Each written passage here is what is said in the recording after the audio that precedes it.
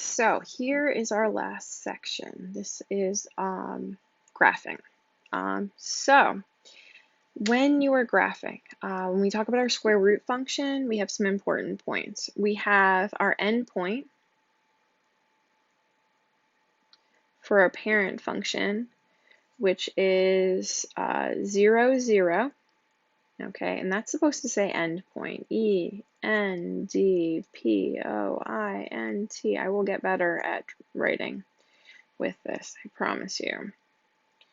Okay, so you have two other important points. We're just going to use these in terms of slope. So to get to the next point, I'd have to go right 1, up 1, and the point after that, I would have to go right 4 and up 2 if there are no stretches and shrinks.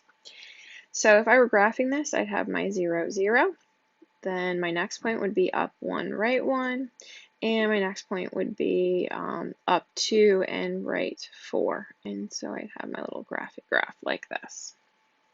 Cube roots are a little bit different. They remember that a cube root function from looks kind of like this. So they don't have an endpoint, they have what's called a turning point. It kind of pauses there. Okay, like this one's going up, pauses for a second, and then keeps going up. So for cube root, you have your turning point, which is 0, 0. And then you have a couple other critical points. So you have left 1, down 1. You also have your left 8, down 2. Okay, because the cubed root of 8 is -2. The cubed root of -1 is -1. The cubed root of 0 is 0.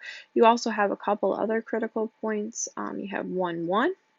And so you have right 1, up 1. And you could also do right 8 and up 2. Okay, if you will, just for accuracy. So I start at 0, 0. I go right 1, up 1. I go right 8, up 2, something like that. Okay, and then I also have down 1, left 1, which that's super important, and then I have down 2 and left 8. And so there we go. All right, so let's talk about our shifts. Again, this is from quarter 1. I look at this right here. First thing I notice is it actually shifts up 1. I also notice I have a 3/4 is being multiplied on the inside. 3/4 is less than 1, so anytime you have a number here and it's less than 1 and it's positive, 3/4 is actually going to be a shrink of 3/4, which means that your graph is actually going to get closer, all of your y values. Okay, so this is going to be all of your y values shrink 3/4. Looking at 36, on the other hand, I noticed two things. I have my -8 on the outside, but the first thing I notice is the +5 on the inside. Now remember, if it's on the inside, this is actually not going to be right 5. This is actually going to be left 5. So a horizontal shift left 5. Okay. This is going to tell you that's a vertical shift. It's going to be down 8. And the 2 on the inside is not a shrink because it's bigger than 1. It's actually going to be a stretch. It's actually a vertical, we'll say, stretch of 2. And you can say the same thing on the other side. We can talk about a vertical because it's on the outside of the x. So it says graph each function, identify its key characteristics. So for this one here, first thing I always start with is what is my shift? Well, it doesn't move over left or right, but it does move down 7. And we'll worry about our stretch in just a moment. That over 0 and down 7 actually tells me the end point of my square root function. So now I know that this is going to be 0, 7. And you could answer actually most of these questions without the graph, but we're actually going to graph it first. So for my square root function, I remember my points. My points were 1, 1, and square root of 4 is 2. So 4, 2 is the other point. Now this 4 right here, it actually affects my y values. I actually need to multiply all of my y values I need to multiply all of my y values by 4. So both of my y values are 4. And so instead of going right 1 and up 1, I'm going to go right 1 and up 4. Okay. And so I multiply this one by 4, and so instead of going right 4 and up 2, I'm going to go right 4 and up 8. Okay, because as it stretches away. So I start at 0, 7, so 0, and then I go 2, 4, 6, 7. And so I have my little point right, or no, down, up 7. Sorry, down 7. 2, 4, okay, so this is 2, 4, 6, 7. So I have that right there. And I apologize for my mistake over here. It's down 7. It should be a minus 7. My slope tells me here, I go right 1 and up 1, 2, 3, 4. So that's my next point. My one over here, I'm going to go right 2, 4, and I'm going to go up 2, 4, 6, 8. So this guy is just really stretched out, and so there's my graph. I look at my domain and range. My endpoint actually tells me a lot about my domain and range. So my domain is where my x starts. My x's, my domain and range, they always start at the endpoint. Okay, so mine starts at 0, and my x is positive, so it's going to go to infinity.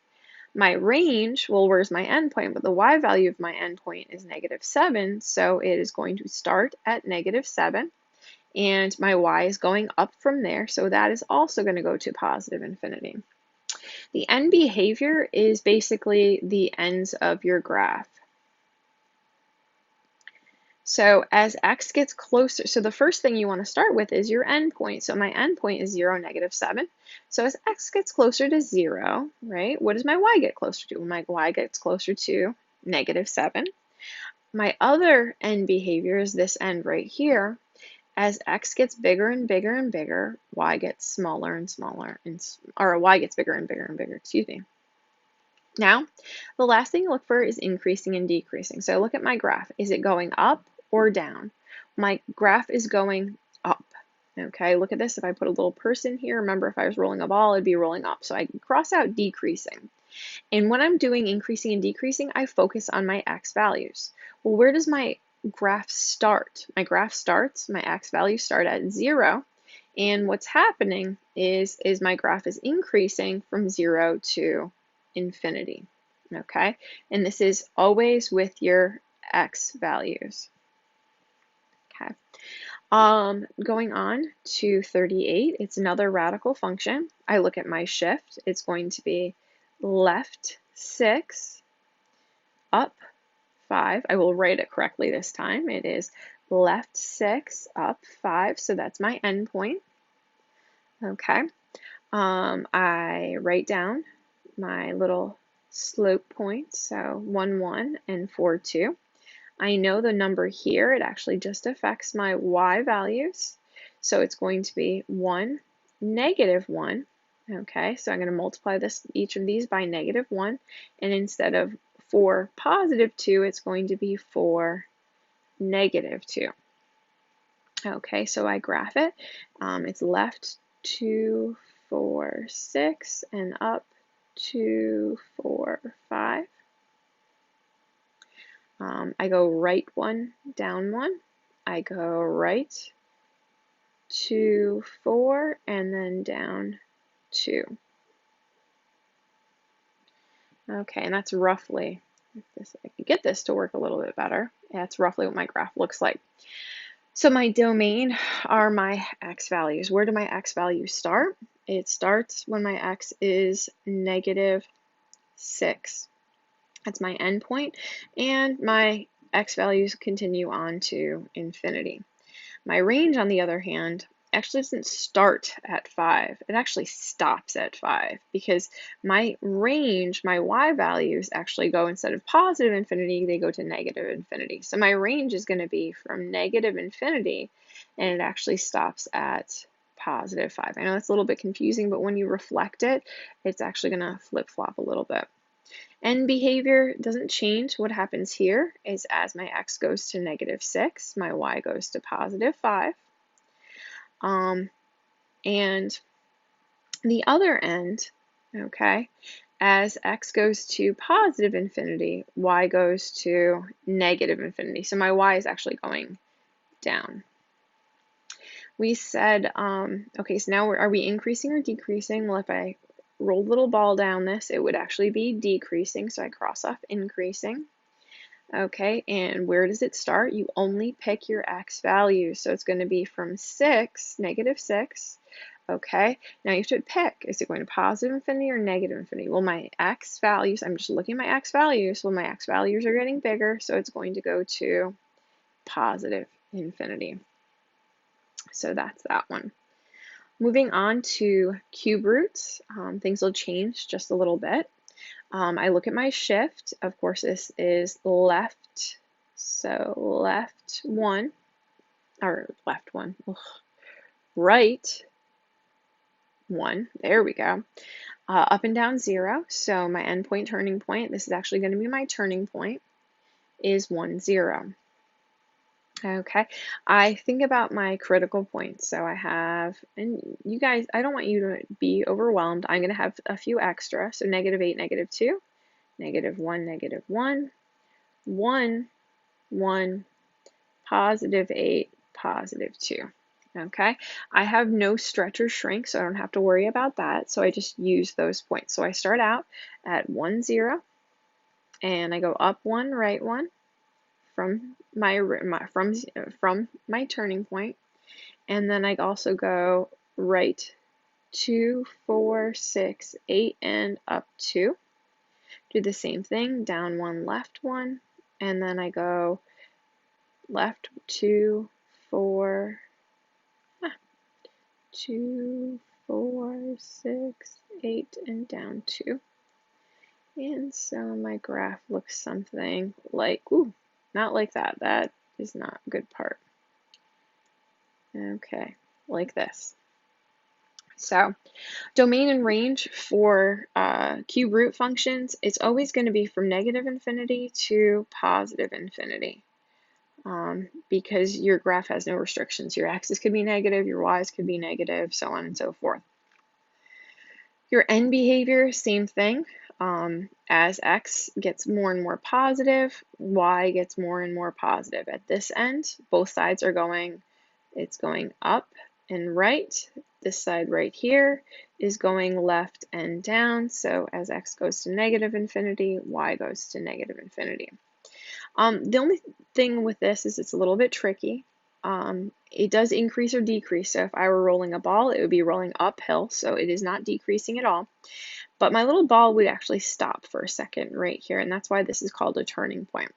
So my increasing intervals, we're still going to be using that x value, but my graph goes up from -infinity and then makes a stop at 1, and then starts up again at 1 and goes to positive infinity. So you're going to have an interval like that. Okay. Last but not least is this problem. Okay. I go through, my shift is going to be, I'm going to get this right this time. This is left 3, down 5. So my endpoint turning point is going to be left 3 and down 5. Okay, I write down my critical points, -8, -2, -1, -1, 1, 1, and +8, +2. Okay. The only thing I have to do with these points right here is I have to do this 1/2. So I actually have to multiply my y values by 1/2. So I still keep my -8, my x values don't change, but -2 times 1/2 is actually -1. Keep my -1. -1 times 1/2 is -1/2. 1 and 1/2, and then 8, 1. So I start out with at my turning point. -3, -2, 4, 5. Okay. And I go left 8, but 2, 4, 6, 8 would be over here, and then down 1. You don't have to have that point. My other point is left 1 and down 1/2. My next point is up 1, or sorry, right 1 and up 1/2, so about halfway. And I have over, so from here, 2, 4, 6, 8 for my turning point, and up 1. So I have this graph that kind of looks like this. As I said before, domain and range, from -infinity to +infinity. My range is from -infinity to +infinity. My end behavior, I look at my ends. My y's are going up, my x's are going to the right. So as x goes to +infinity, y goes to +infinity at this other end. My y's are going up, or my y's are going down, and my x's are going to the left. So as x goes to -infinity, y goes to -infinity. This is still increasing. Again, we still use our x value. I know that my graph is going up from -infinity, stops for a second at -3, starts again at -3, and goes to +infinity. And that is the final section, graphing.